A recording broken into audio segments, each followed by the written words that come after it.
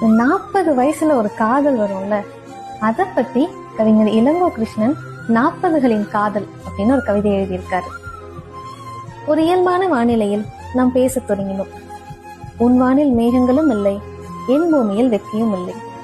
மிகச் சுலபமாக பரிமாறிக்கொண்டோம், உன்னை நானும் என்னை நீயும், எந்த தயக்கங்களும் இன்றி. அன்புக்கான ஏக்கம் உனக்கும் இல்லை, எனக்கும் இல்லை. காதலிக்கப்படுவதின் குறுகுறுப்பு, அவ்வளவு சிறியவர்கள் இல்லை நாம்.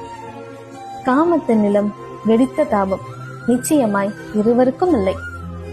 உனக்கு நானோ, எனக்கு நீயோ ஆச்சரியமும் இல்லை.